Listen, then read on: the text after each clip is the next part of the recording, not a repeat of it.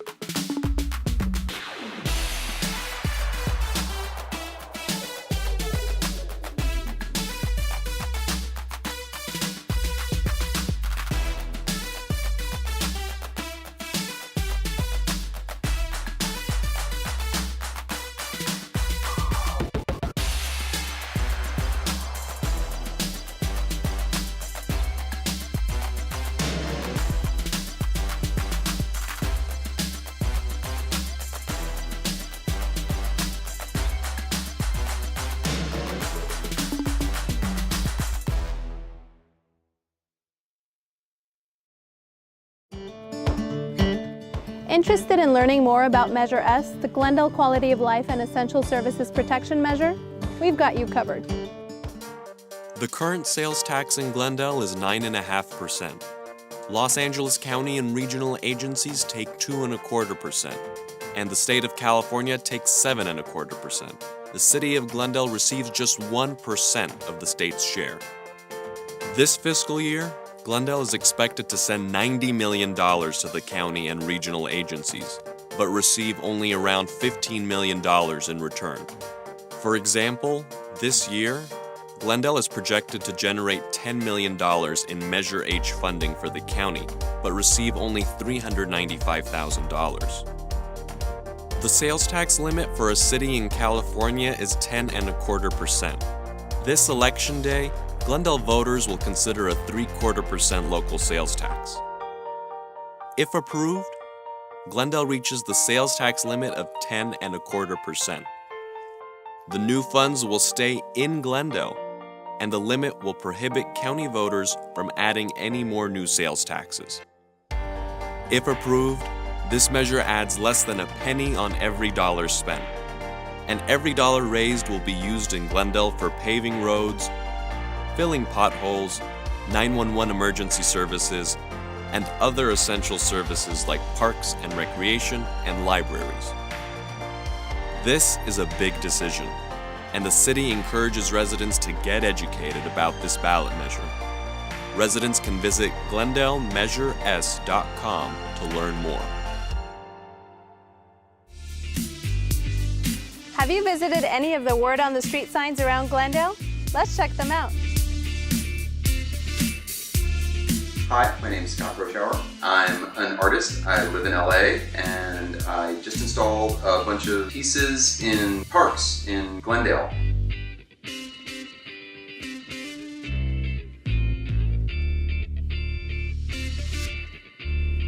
I like to take street signs, because street signs are usually really negative. They say things like do not enter and stop and no left turn and things like that. And I like to take that and recontextualize it with positive things. Because I think our culture, we don't have a whole lot of space where people tell us that we're doing okay or that we're all right. A lot of things tell us that we're screwing things up. And so I thought, well, what happens if we say things that are positive and things that we should do instead of things that we shouldn't do? So I've got signs around Glendale. The things I put on the signs are usually things that I feel like I need to hear. Things like relax or breathe. And so I think if I need to hear them, maybe other people would appreciate hearing them as well.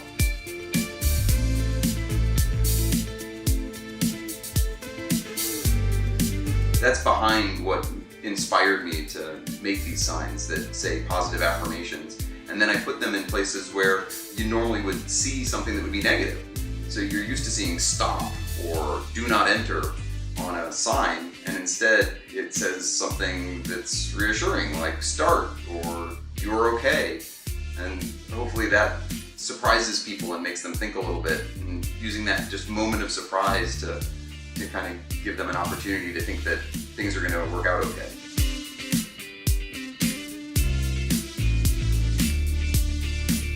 So one of the important parts of how the pieces work is that they're surprising. And when someone sees it and they're surprised by it not being what they expected, that their day-to-day life, and they might have passed by one of these signs half a dozen times and not even noticed that it didn't say stop. They might have not even realized that it didn't say what they expected it to say. And then this one day, they look up at it and realize, that sign doesn't say what I thought it was supposed to say at all. So now there's this moment of surprise, and in that moment of surprise, there's this opportunity for connection. I like to take that opportunity, that surprise, and now that I've opened that door to surprise, now maybe I can tell you that you're all right. And maybe through that connection, I can say that you're okay the way you are. To me, that was a big breakthrough, was figuring out this way of creating art that could be accepted by cities in a different way.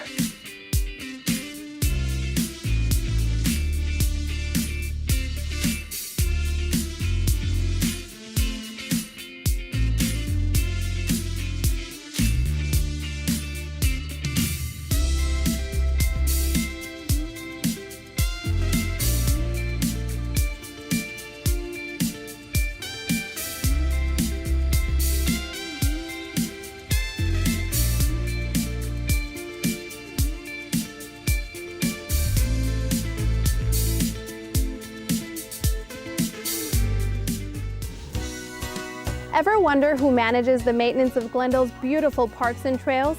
Let's meet Chris Peplow and learn more about his responsibilities.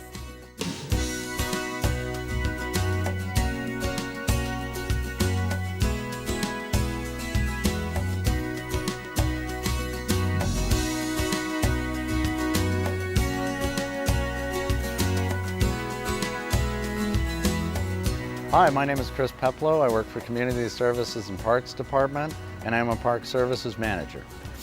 My goal basically is to keep the parks looking their very, very best. And so what we do is we go through parks and we'll do replanting or new planting, we'll do irrigation, new irrigation, more what a landscape contractor or landscape construction would do as opposed to the maintenance. My crew that I work with is called the project crew.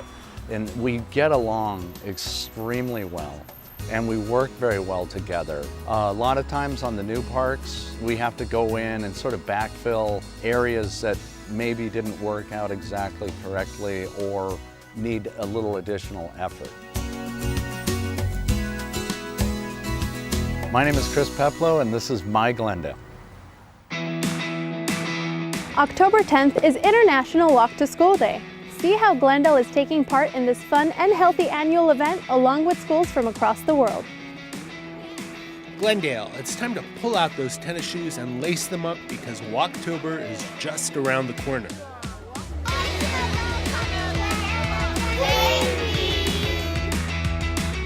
The City of Glendale and Glendale Unified School District invite all schools to participate in International Walk to School Day on Wednesday, October 10th. Join us as communities in over 40 countries walk and bike to school on the same day. Why should your family participate? It's fun. It promotes physical activities that help prevent serious health issues. It promotes safety. It provides a cleaner environment. It reduces traffic congestion. And finally, it creates a sense of community and improves neighborhood connections. For more information on how your school can participate on Wednesday, October 10th, contact Glendale's Safe Routes to School partner, Safe Moves, at 818-786-4614. That's it for this month's episode of On the Move. For up-to-the-minute news, follow us on Twitter, Facebook, Instagram, and YouTube at My Glendale. You can also stay informed by signing up for our monthly electronic newsletter, City Connection.